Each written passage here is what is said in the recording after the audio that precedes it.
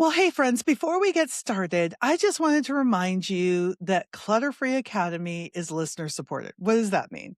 That means we no longer do randomly generated ads that were sometimes surprising and shocking. And so, but we had enough support of people saying, I want to come alongside this podcast that we said, hey, let's give it a go. So we're trying this for the next 6 months to see if we can support the podcast. Through listeners. And so many of you have stepped up, and I'm so grateful. If you would like to be one of our partners, we have a link in the notes, or you can just go to Kathi, that's KATHI.link/coffee. And you can either do a one-time gift or you could do a monthly support of $5 or $10. And friends, we're just so grateful for everybody who has come alongside of us because we know that decluttering can make a change in your life and we want to be a part of that change. Okay, on with the show.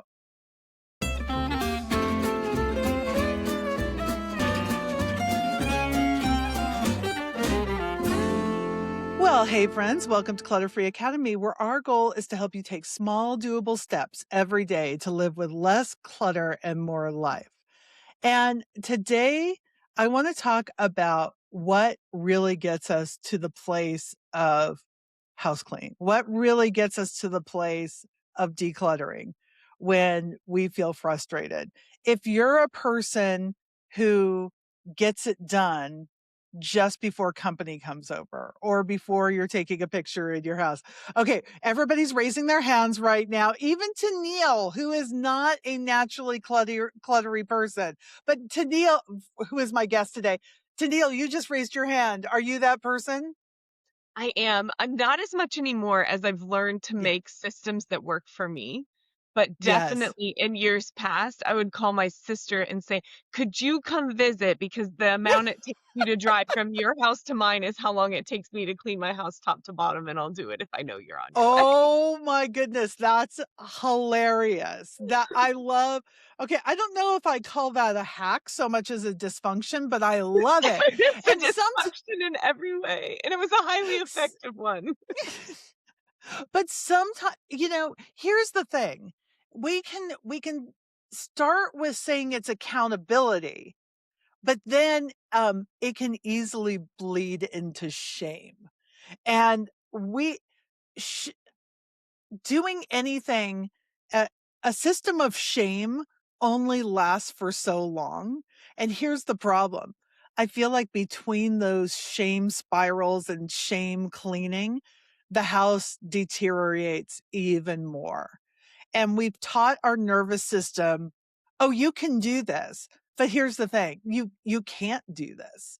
And you can't, it's not sustainable. Now, we've all had that situation where, like, okay, we're going to make sure the bathroom, the kitchen are clean. And, we'll pick up the living room a little bit. But, throw blankets are a great cover for a multitude of stuff. We all have our coping strategies. But I want us to go from the shame spiral to really like, I'm considering of this a low capacity operating system. Like, how can you still function even when you don't have the energy or you don't have the time? And guys, this is our third episode where we're talking about this concept that was, we want to give credit to Dr. Raquel Martin. And so she just wanted to talk about when is it a shame spiral and when is it just low capacity and how do you make adjustments to that? So I want to thank Tenneil for bringing that forward. Yeah, I think what I hear you saying, Kathy, is instead of operating from the shame, right? Cleaning from the Hmm. shame, like how do we interrupt the shame to take a Yes. positive, sensible step? It made no sense at all for me to clean my entire house top to bottom for my sister to come. She has kids, like a lot of them, like five of them. And Yes. so I was cleaning a home for people who were only going to mess it up. And while it was done in love, I wanted my sister Right. to walk into some peace that she doesn't have in her house of chaos. It also Right. was done from my mom's voice, right? of hurry up Right. and get this done because people are coming and Yeah. implying that people are coming to inspect our home instead to spend time with us. So I think the method of like initiating action is effective, but I think you're right. If we're doing it from a place of shame instead of a place of breaking the shame, then Then we're sunk. We are sunk. pre-sunk.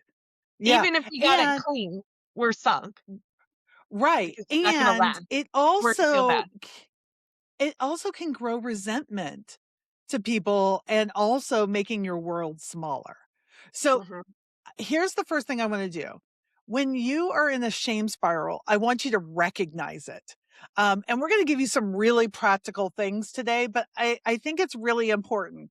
So if we can describe what is going on, maybe my plan is too big. You know, when you say, I'm going to clean my house from top to bottom before my sister comes over, that probably is going to include some shoving, some stash and dash, because you can't really clean a house in that amount of time.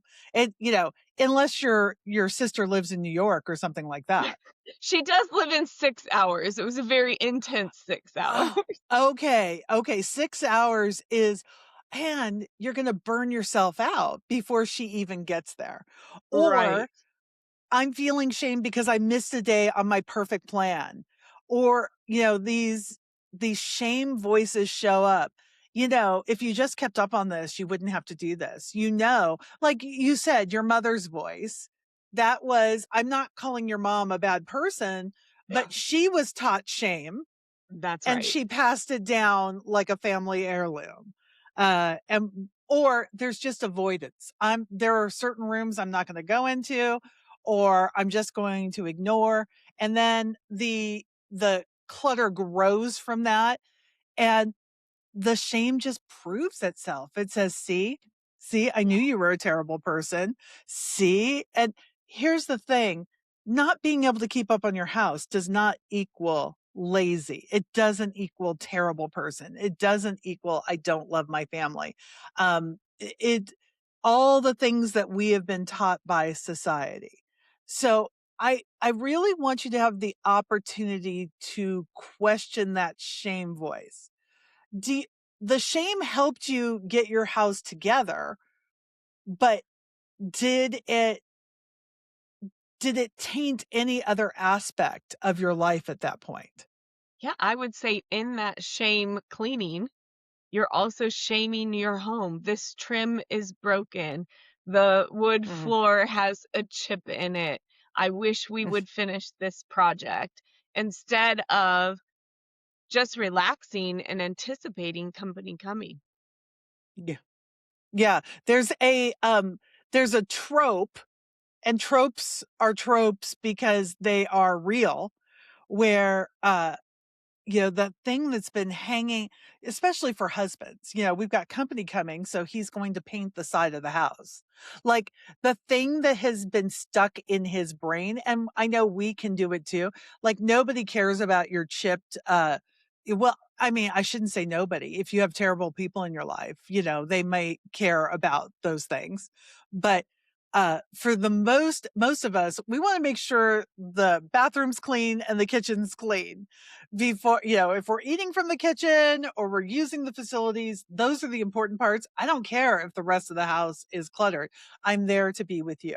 So you know, the three common shame scripts for cluttery people are I'm lazy, I can't stick to a system, or other people can do this. Why can't I? Like, what is fundamentally wrong with me? And so while, you know, those are moral mislabels, but usually what we're talking about isn't a morality issue, it's a capacity issue. Like, Yes. what can I I actually do? Yeah, like the key with I'm lazy is I don't have enough energy for the responsibilities that I have, right? So the Right. problem solving is how do I increase my energy or how do I reduce my responsibilities? I really this month in January have been battling this and recognizing Mm, at this current time I have more responsibilities than I truly have energy for, which causes us to just shut down. And then Right. we label that as lazy. I should get up and Mhm. do something instead of getting to Yes, deeper layer. We're kind of peeling back the onion layers on this thing, I think, Kathy. absolutely, and I wanna get to the meat of this issue. Uh, w I don't want you to I want you this isn't about, inspiration. I can't even form the sentence. I'm so passionate about this. I don't wanna just inspire you to go do things. I want to give you some operating procedures so that you can move forward. If you have been in this shame place, I want you to recognize your capacity is probably low. And we're going to take a quick break. And when we come back, I want to talk about one of my favorite concepts, minimal viable house. Like, it's not your dream house, but it's a functional place to live. And so we're going to come back and talk about that in just a second. Friends, I want to make sure that you are checking out our group, Clutter Free Academy, over on Facebook. We've got about 16,000 of our best friends who are struggling with clutter and making real changes in their lives. So, all you have to do is look for Clutter Free Academy. It's called Kathi Lipp's Clutter Free Academy. So, but if you just look for Clutter Free Academy, you'll see Kathi Lipp's Clutter Free Academy. Asked to join. You're going to be asked a few questions because we want to make sure everybody in there is a real human being. And we want to make sure also that you're not a judgy human being because that is a judgment free zone. And then we will let you in and we discuss the podcast over there. We talk about all the things that are going to help you make real changes in your life. So we can't wait to see you in Kathi Lipp's Clutter Free Academy. Okay, we're back. I want to talk about a minimal viable house. And I think that one of the things that minimal viability is what are the systems that if I keep up on uh, almost daily are going to make a real difference in my life, that are going to make it so that even on low capacity days, I can still function in my life. Because so many of you also have jobs. You've got kids, you've got grandkids, you've got volunteer uh, things, you've got kids in sports. It makes a difference. So, I would love to hear what you think the three things, give me what your three would be, and then I'll tell you what I think the three should be. And let's see if we have any overlap. Yeah. So one for me has to be my kitchen island decluttered. Ah, It doesn't mean there's yes. nothing out of place, but if there's something out of place, I know why and Right. what's gonna move or what its purpose is, right? Because it's right in the center of our home. Like when you walk in, you kind of walk into our kitchen, you have to pass the kitchen on your way to the bathroom or the bedroom. Like it is the center of the home. And so having that somewhat decluttered and usable is a Mhm. huge one for me. Um, Yes. no clothes on the floor. Like, it's either clean Ah, or it's dirty. This doesn't mean our r clothes are all put away. Sometimes they're on top of the dresser or, like, sure. I'm kind of queen of laying it over the hanging rod in the closet. Oh, Like, there's no shelf interesting. above it, and so you just kinda, like, Yeah. lay it up there till you have time to put it on the hanger. But no clothes all over the floor that you're wondering if they're Yeah. half dirty, half clean. Like, Right. when in doubt, throw it in the dirty clothes is our motto, And then, Yes. goodness, I would say the 3rd, it's probably a toss-up between the bathroom counter, clean and decluttered, Mhm. or I can walk in the door and not trip on things. Those would be Okay. a hard fight for me between those 2. I love it. Okay, so we already overlap with 2 things. Laundry, I think that it's really important to have some kind of system for laundry. And for me, my low capacity system is for clothes, and I'm speaking specifically about clothes here. Um, I do a load of laundry on Sunday and on Wednesday, and that pretty much gets us caught up. There are only 2 of us. So there, when I had 4 kids at home, we were doing laundry every single day. And you may be in that state. The more life you are living, the more these daily systems are going to require of you. And but to be able to stay on top of them is going to make a huge difference. And so my thing is we're going to do a load of laundry from start to finish. And so on a low capacity day, that means I'm folding clothes in bed and I am putting them on top of the dresser for a day where I have a little bit more energy or when Roger comes into the room, et cetera, et cetera. But the key to me for laundry is to not have overcrowded drawers. So I have a place to put things. So laundry is absolutely key. So that's one of yours as well. Also, some kind of surface reset. So for you, it's your island. For me, I toggle between I've got the counter next to the stove. I've got the counter next to the fridge. I have our island and I have our kitchen table. Like if I clear off one of those things, it's going to be a good day, right? And Yeah, because it I gives don't you a place to live. It's just like the room right. and the drawers. You have to have room to take the next step. So there's a system behind our Exactly. system we'll have to talk about another time. But right now, Yes, low yes. capacity minimum is so critical. It just makes sense. And by the way, in low capacity, sometimes for me, it's half the kitchen table. Like, sometimes I don't have the energy to do the whole kitchen table because I'm living a low capacity life right now. So I'll do half the kitchen table. That means I can sit down while I'm mixing dough or something like that. It makes a huge difference in my life. And then for me, the third one has got to be dishes. If the dishes get backed up, emotionally, mentally, it stops me from wanting to cook. It stops me from wanting to do the things in my life that make them happen. So dishes normally mean getting dishes into the dishwasher and running the dishwasher. But on low capacity days, it could just be getting everything rinsed off and into the sink. On really low capacity days, it means getting everything in the sink and just Dawn power washing the whole heck of it. So I can make that.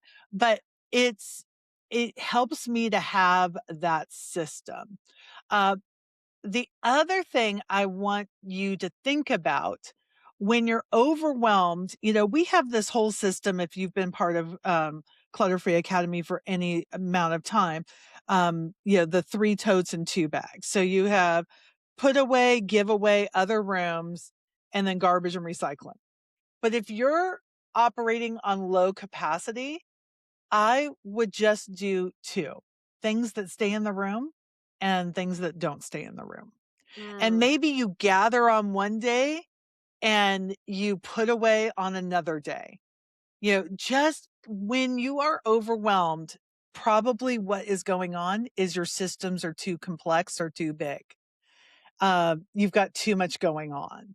I So, agree with that how do you so wholeheartedly. simplify?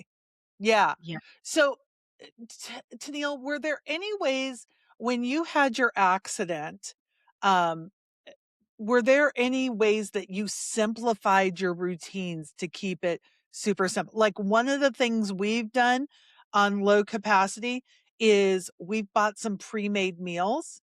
Like you go to Costco and they have do you have a Costco near you? It's about an hour drive, but everything's an hour drive. So Yeah, for both of us. Yeah.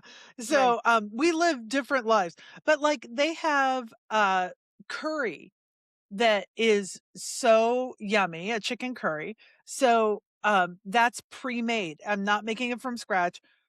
Roger can make the rice and he can saute the vegetables. And we've got a really easy, yummy dinner that'll last us for 2 nights. We're cereal leftover people, we'll eat it for 2 nights in a row. So like what systems were helpful to you when you were in your accident? Yeah, we did a ton of freezer meals from local there's a Yeah. couple of local ladies who do the freezer meals, and we did a ton of those. Oh, I nice. also I gave myself permission for some things to change. Like, I Hmm. normally like my light nightstand to have, like, my favorite lotion and a book and Yeah. some comfort items. During that time, my nightstand became like a medical cart, right? The most Yeah. important part was to have my bandages, my correct scissors, right? Yeah. I gave permission to turn my room into a bit of a hospital room at the time, Yeah. and the more that I didn't fight that, I didn't try to make myself go to the bathroom and have all of my supplies put away, and Yes. because the effort of getting that out to tend to my wounds would have been the Too end of much. my capacity, yeah. I also limited, like, my wardrobe during that time. I Mhm. I could Yeah. only wear the things that I could get over my wounds anyway, and like you Yeah. mentioned, my clothes at that time, laundry was folded and stacked on top of the dresser, and I didn't even Yeah. open the drawers for a couple of months, right? Because you Right. just really are kind of creating, if I was in a facility of sorts, what Yeah. what I would need and take with me during that severest part of the injury. I think this is so key. When we think that we should have to do things a certain way. What we did, I've got 2 medical tables up here.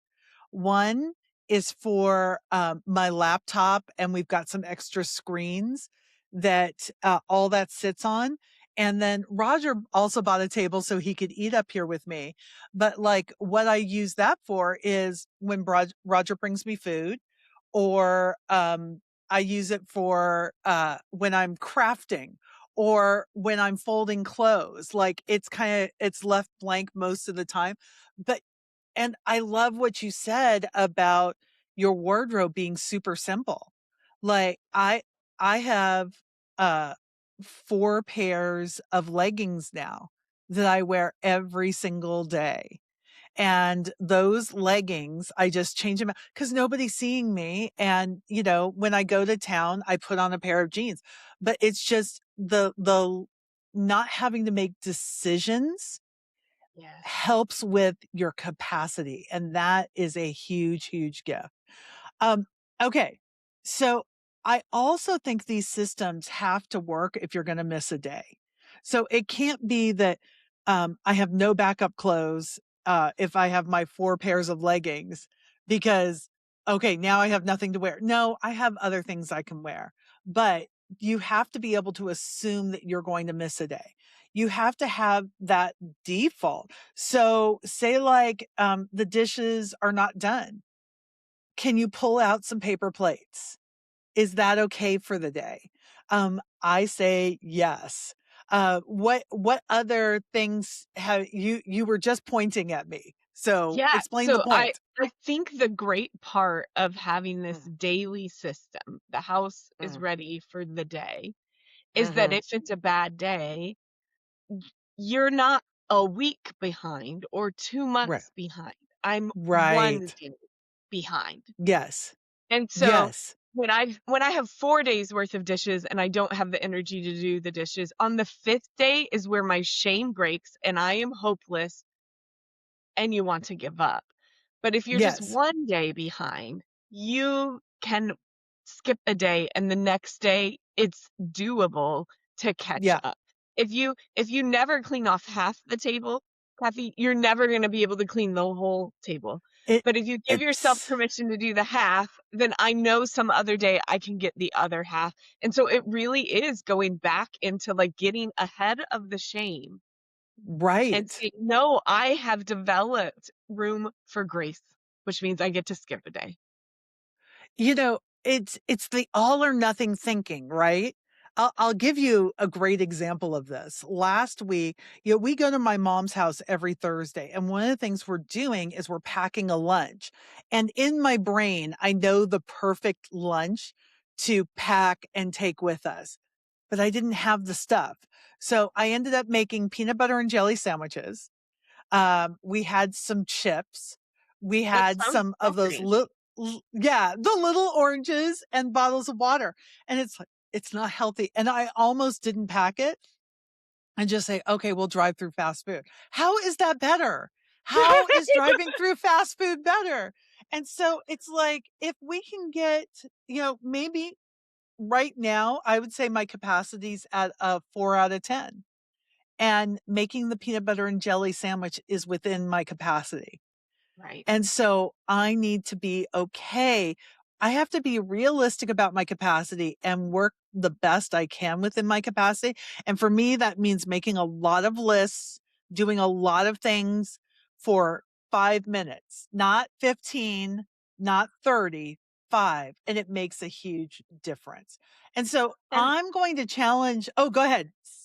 when you eat your peanut butter and jelly sandwich and your orange, you develop what might get you to the 5 because you didn't beat yourself up and you happily ate your Right. peanut butter jelly and your orange and you Mm, didn't go through the drive-through and give up. And so I think that each of those little steps helps pull our capacity up just a I, nudge. I really do too. I love that. Okay. So here's my challenge for you guys. What is one low capacity anchor you're going to do for 7 days? For some of you, it might be, I'm going to do the dishes every day. For somebody else, it's going to be, I'm going to get the dishes in the sink. And then the next day, I'm going to put them in the dishwasher. And for some of you, it's going to be, hey, I've got the paper plates. And that's what we're going to do today. And so divide these things into doable chunks, friends. That's what I want you. So, it could it, be kind to yourself. I love what Tenneil pointed out, that kindness is going to build your capacity. Or here's the other thing, even if your capacity doesn't increase, you're going to learn to live better within that capacity. And you can only do that through kindness to yourself. Okay, friends, you have been listening to Clutter Free Academy. I'm Kathi Lipp. Now, go create the clutter free life you've always wanted to live.